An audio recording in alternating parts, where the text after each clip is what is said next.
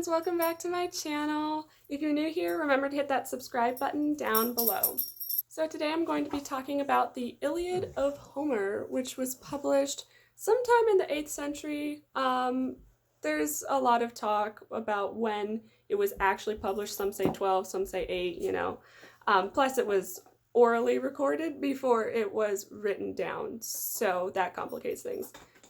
And I will be comparing that to the Song of Achilles by Madeline Miller, Madeline, published in 2011.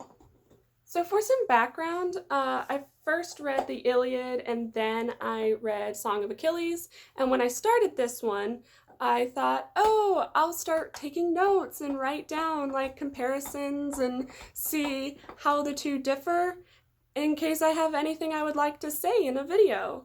And in the words of Professor McGonagall, oh, there are several things I would like to say. As a note, my timestamps are in the description of the video for the different sections that I cover. This will also have spoilers, not so much for the Song of Achilles, but definitely for the Iliad because it's really old, so I'm assuming that if you didn't want to know, you would have avoided this video.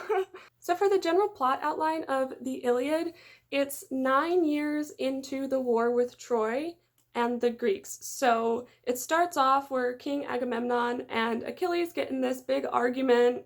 It's sort of ridiculous, but it's about honor. And Achilles says, I'm not gonna fight unless you apologize to me and tell me how great I am, sort of thing.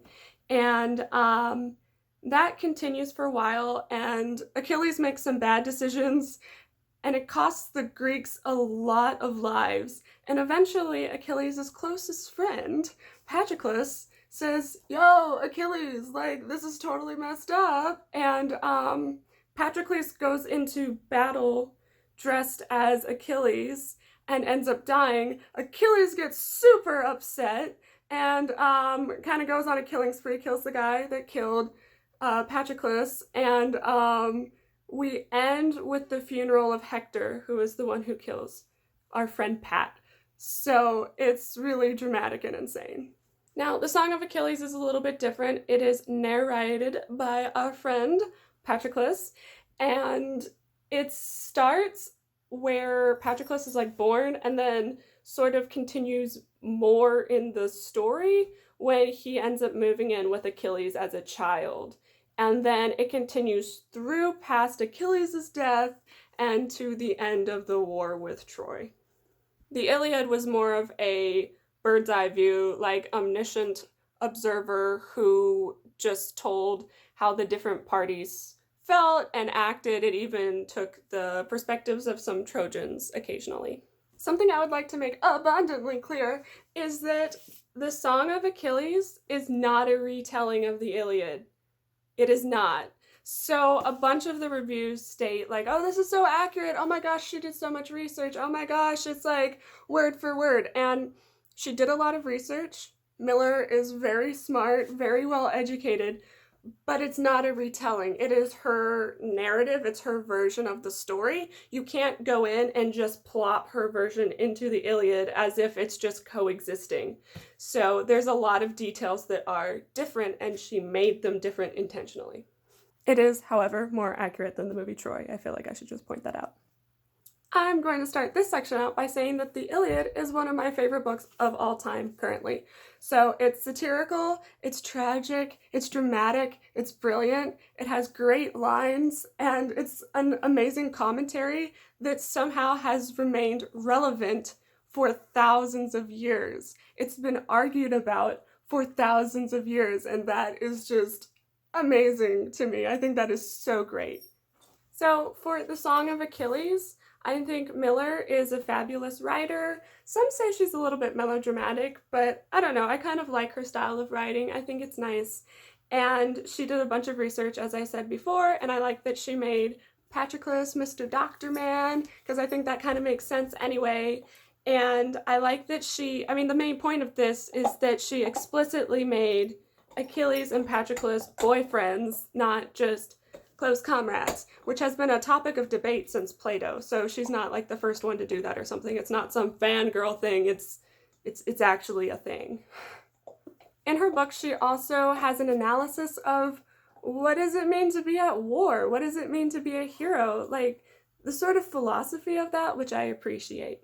Okay, so with the Iliad, there's the issue of misogyny and the blatant objectification of women. Like, it gets to the point where it is almost humorous because it is so obvious, and everything in this book is basically like off of women being objects, because I mean the whole Troy war is about Helen, and like, what do we know about what Helen wants to choose? No, it's the men fighting over her.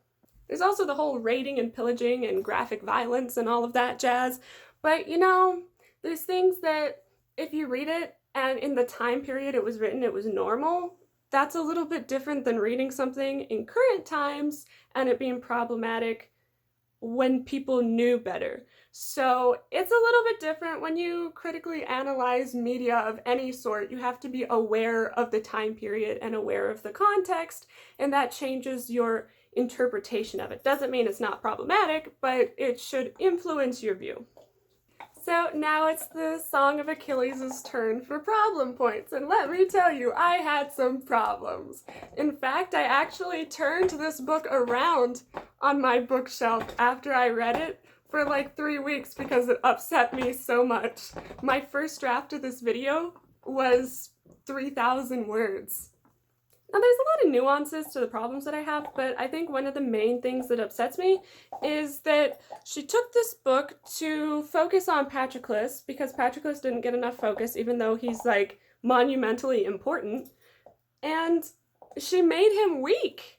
So I get her whole thing was that she's analyzing what it means to be a hero and that compassion is more important than glory and violence.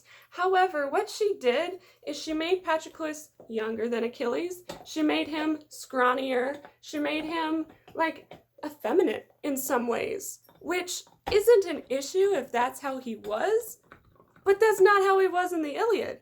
It's like taking Timothée Chalamet and comparing him to Jason Momoa and saying, oh no, it's the same person. It's not the same person. They're not the same. Now, like I said, if that's how Pat just was, I wouldn't have an issue with that. I would think, oh, well, look at this. She's like challenging stereotypes. But the problem is that she's actually reinforcing stereotypes. So here we have the big, strong, burly, manly men straights that are like, we just want to kill everybody. And then you have Achilles, who is supposed to be like slightly feminine. I mean, he's had myths where he blends in with women and he's like blonde and all of that. He's mentioned as being pretty. And then we have Patroclus, and she makes him into this like kind of submissive dude. And so the only two gay guys in the book are the ones that are effeminate? Like, what? So in her effort to challenge stereotypes, she ended up playing into stereotypes even more, which is kind of upsetting to me. She ended up ascribing all of the characteristics that she didn't like onto the mean straight people, and putting the stereotypes that she did like, or the characteristics she did like, onto her two cinnamon roll gay boys. Not to mention the blatant erasure of pansexuality of any sort. So there's a few scenes where she has Achilles and Patroclus sort of experimenting in one way or another, but it's written as if they're like, no, my boyfriend is the only one for me. And then the rest of the soldiers are also very like straight-coded, you know, and they're even homophobic. She makes the straight characters homophobic, not just straight. Now, ancient Greece culture is complicated in this regard. However, people were very pansexual. And so for her to make the soldiers homophobic, that really doesn't make sense, because you have examples of entire battalions that were gay and were designed in such a way that couples were together. Like, it just, I don't get her cultural context for this. Or I guess actually I do, because what she ended up doing is having a commentary on modern homophobia. And really her narrative is about modern issues, with the backdrop of ancient Greece. Like, she just pulled the characters that she liked, made them the way that she wanted to make them, and then used Patroclus as a mouthpiece for things that she was currently upset about. She also made Thetis, who is Achilles' mom, really mean, which I didn't really jive with. I get that, like, she's victimized and she had horrible trauma and all of that, but then she made her, like, kind of terrible until the very end, and I guess she just wanted to have this whole plot twist at the end, but I don't really like that she took a character that was like, oh, Achilles, I love you, you're my son, you're the light of my life, and then made her, like, very homophobic again. Like, I don't get that. So I get that Miller was inspired from different sources. She has a background in classic literature. She's got a background in Shakespeare, so I understand where that inspiration came from. I even noticed some similarities to the movie Troy and things that she changed from the Iliad that are actually closer to that movie, which I thought was an interesting take. And I'm not going to spend all of my time just completely ranting about this book, but I think that my issues boil down to I was really looking forward to read something where I could kind of take this and implant it in my head while I was reading the Iliad so that these two ideas could coexist, because I think that it's totally possible and almost implied even that Achilles and Patroclus are together in a way that is more than just bros, more than friends, certainly not cousins. There were too many things that just straight up took me out of the story, and that was really upsetting because I was looking forward to it so much. And she's mentioned before that there are a lot of background myths that she sort of got to pick and choose from because there's so many different versions, and that's not what I'm talking about here. What I'm talking about are like paragraphs of the Iliad that she changes a line that totally negates all of that. So things like Patroclus's age and the fact that his body was decaying and Achilles like kind of wasting away because he's not eating. Like, those are things that are actively talked about in the Iliad and are addressed that she just changed. There's character personalities. A lot of people like to make Agamemnon the bad guy to make Achilles more sympathetic, but in reality, when you read it, they're both to blame. They both have issues, but they both have honor as well. A lot of people say that in her book she added depth to the characters, and I think in Achilles' case, yeah, that's sort of true. But honestly, I feel like she actually made things more black and white than they were in the original story. Because in the original, it's very clear that you're not supposed to really identify with a particular side of the war, a particular side of the story, because we spend time in these different perspectives. And Achilles, quite frankly, is not a nice person. It's not like, oh, he made one mistake, but really he's not such a bad guy. It's like, he's kind of terrible. There's even a situation where Patroclus is talking to somebody else, and he's like, well, you know how he can be? He can be quite bad, like something to that effect. And I just would have really loved to keep the idea of our battlefield boyfriends. Like, Patroclus kills a lot of people, and now that might not vibe with some people, that's fine, I get that, but to change him, that's just saying, oh yeah, we won't worry about that, and that's just, I don't know, that just doesn't feel right to me. And I know her book was like, woohoo, gay rights, but like, bisexuals and pansexuals exist in the world. You don't have to make everybody gay.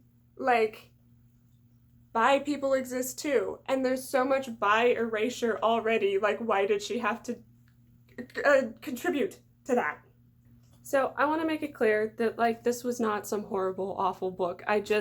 There's certain things that are pet peeves of mine that kind of get on my nerves more, and to some people that might not matter as much.